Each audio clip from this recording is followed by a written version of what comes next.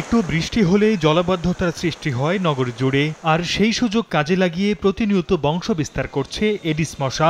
ফলে হাসপাতালগুলোতে নিয়মিত বাড়ছে ডেঙ্গু রোগীর সংখ্যা। নগরবাসী জানান, দেশের নানা ডামাডোলের মধ্যে ডেঙ্গুর প্রকোপের বিষয়টি অনেকটা আড়ালে পড়ে গেছে। প্রতিনিয়ত মশার উপদ্রব বাড়ায় চিন্তিত তারা।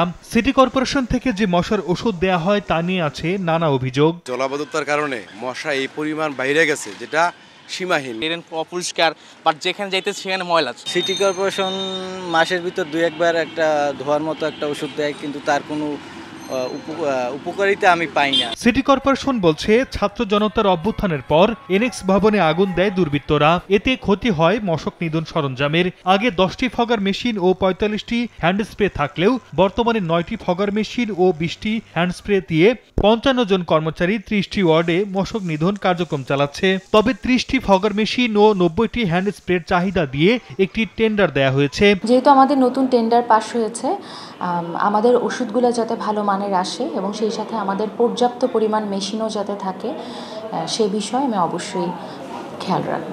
বরিশাল শের-ই-বাংলা মেডিকেল কলেজ হাসপাতাল ঘুরে দেখা যায়, অন্য রোগীর সঙ্গে চিকিৎসা চলছে ডেঙ্গু রোগীর। ব্যবস্থা নেই পর্যাপ্ত মশারির। হাসপাতাল পরিচালক জানান, 500 শয্যার হাসপাতালে 3000 রোগীর সেবা দেওয়ার পর ডেঙ্গু রোগীদের নিয়ে বিপাকে তারা। আক্রান্ত রোগীদের বেশিরভাগ ঢাকা থেকে আগত বলেও জানান তিনি। মশারি তো জায়গায় হারাত দেয় নাই, এরা না দিলেও তো আমরা বাড়ির দিন নিয়ে আসতাম। মশারি সাথে করে নিয়েও আসছে, কিন্তু টানানোর কোনো ব্যবস্থা নাই, টানাতে পারতেছি না। 500 বেডের হসপিটালের এগেনস্টে আমাদের রোগী থাকে প্রায় 2,500 থেকে 3,000। তো আমরা 5 গুণ থেকে 6 গুণ রোগী ভিড়।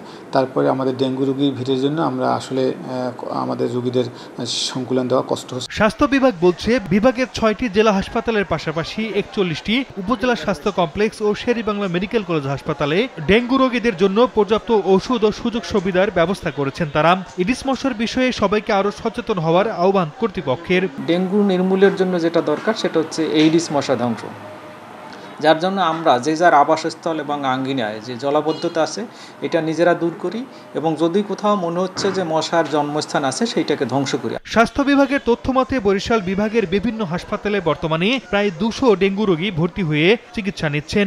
আর গত 9 মাসে এ রোগের চিকিৎসা নিয়েছেন 2037 জন ও মৃত্যু হয়েছে 13 জনের। সময় সংবাদ, বরিশাল।